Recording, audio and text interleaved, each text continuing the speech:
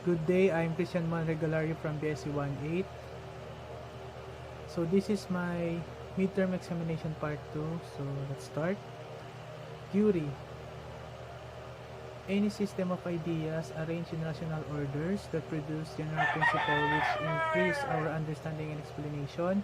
It derives an representative particular of facts, but general principles are not dependent upon the particular to be explained. It is also the foundation of criminology and criminal justice. Theory is a set of statements devised to explain behavior, events, or phenomenon, especially the one who have been repeatedly tested and widely accepted. So the next is school of thought. School of thought refers to a group of beliefs, ideas that support a specific statement or theory. The next one is psychological determinism. Psychological determinism, this explains psychological determinant, which defines behavior of a person. This idea has long been hatched by the thinkers who were consumed by the belief that it is the psychological equivalent that brought the person act the way he does. There are many ways to classify psychological theories of crime causation.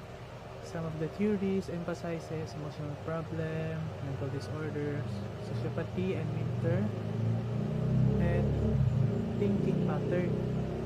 But this assumption of theories is that there is something wrong with the mind of the offender which caused him to commit the crime. So example is ID.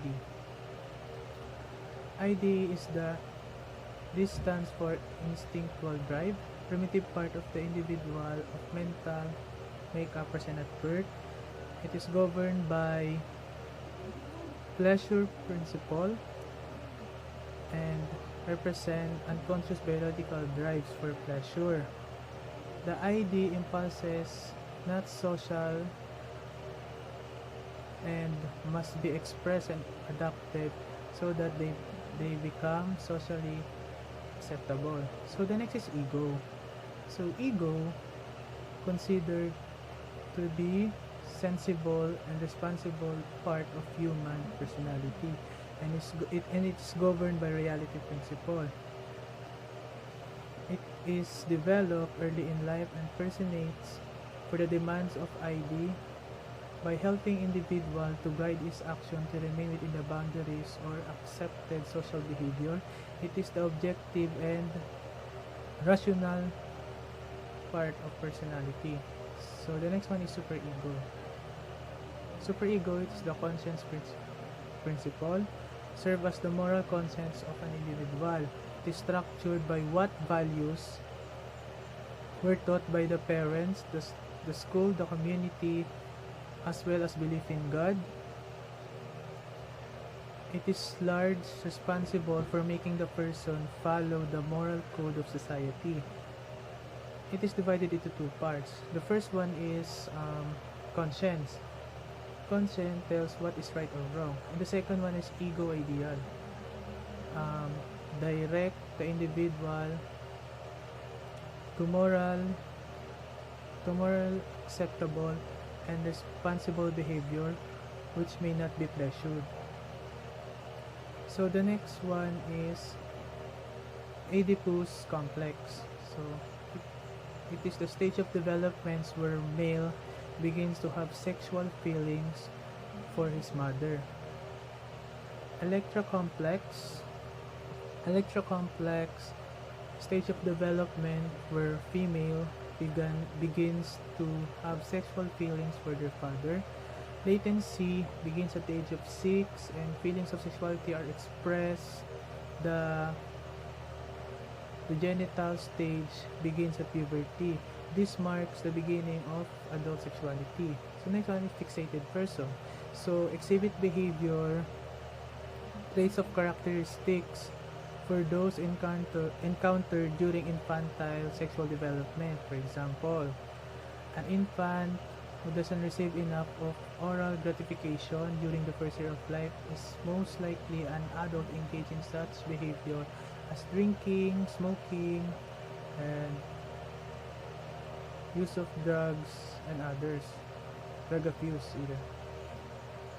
Um, the next one is neurosis. Neurosis is a common type of mental disorder which explain criminal behavior, also referred as hysteria or neurasthenia. So the next one is psychosis. So psychosis, it is a serious mental disorder which can be organic or functional. Psychotic people lose contact with reality and have difficulty distinguishing reality from fantasy. So the next one is impulse disorder. It is an excessive or unreasonable desire to do or something, an irrational or irresistible motive. Example of these are kleptomania, pyromania, dipsomania, and others. So the next is schizophrenia. Schizophrenia, also called dementia praecox, characterized by distortion or withdrawal from reality, disturbance of thoughts and language, and withdrawal from social contact. So the next one is anxiety. So anxiety, also known as anxiety states or anxiety reaction. It is characterized by person feeling anxious, fearful anticipation, or apprehension. Maybe this person is irritable, have loose concentration, and overacting to the things that is annoying. So let's proceed to social norms. Also called rules of conduct. Shared standard behavior requires a certain expectation of behavior in a given situation. Socially accepted and behavior expected or conduct in society. It is general rules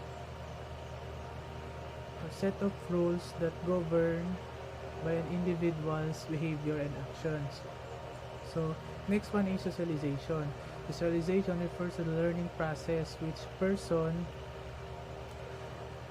learns and internalize the ways of society so that he can function and become an active part of society. So the next one is culture. Culture is a system of values and meanings shared by a group of individuals, include embodiment for those values and meanings in material object. It refers to ways of life, mode of thinking, acting, and feeling. It is a design of living transmitted from one generation to the next. So next one is sociological determinism.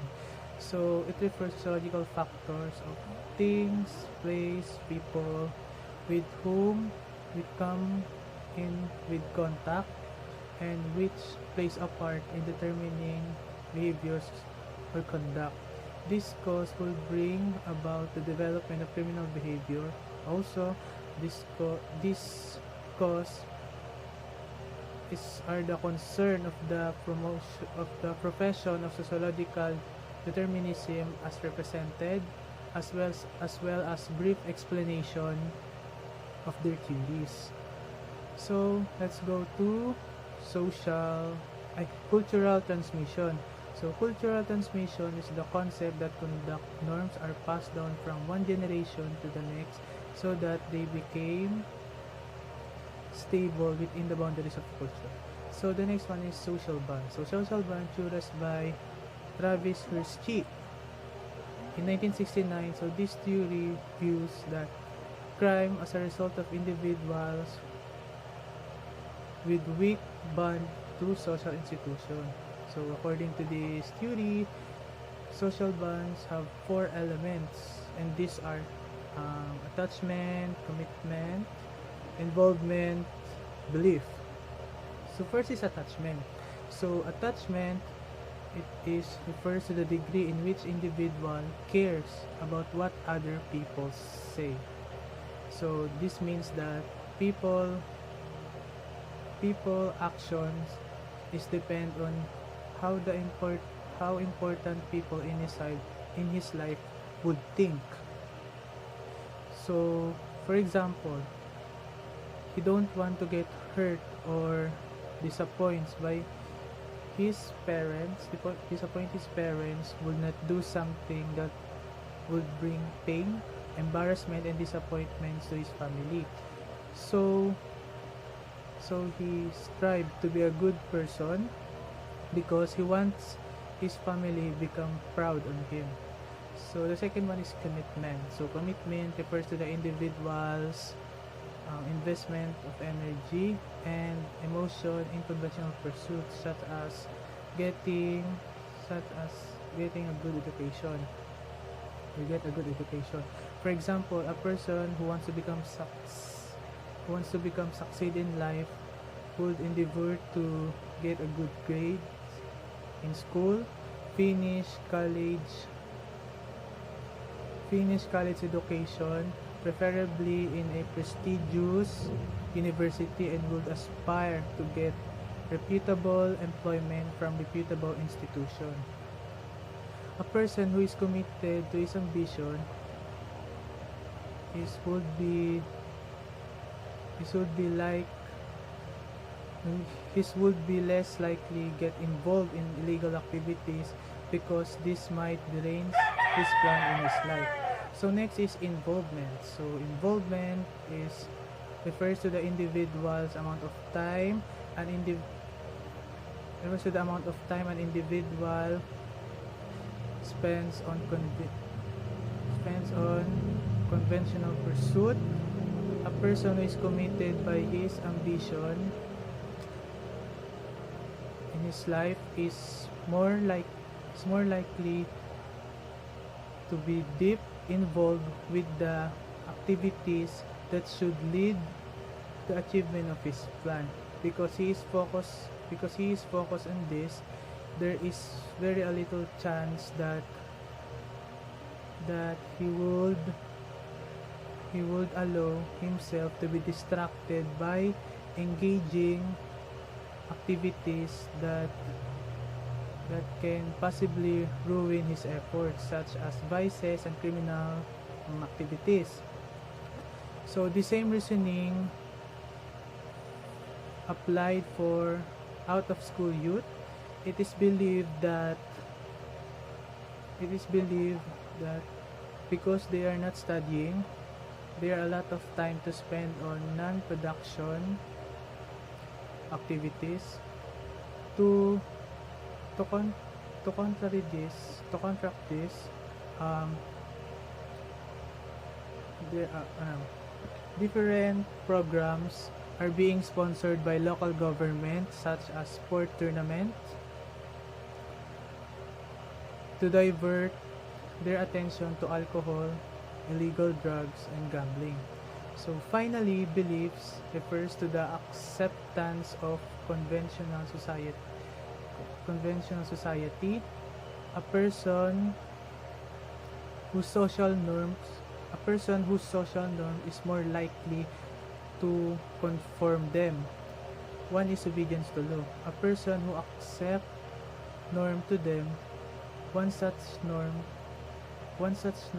is obedience to law. So let's proceed to strain. So strain theory, popularized by Robert King Merton, applied the concept of anomy in the field of criminology. Strain, as used in the context, it is referred to individuals' frustration, anger, and resentment. These negative feelings are brought about of their inability to have, possess, and achieve their desires in life, whether material or non-material. This inability usually the result of poverty. Some people, such are the rich, the middle class, the educated, the employed, have the means to get or realize what they want because they have the money to do so. In contrary, the poor, the responsible for poverty are derived of even the most basic needs and wants in life. This deprivation is the source of strain.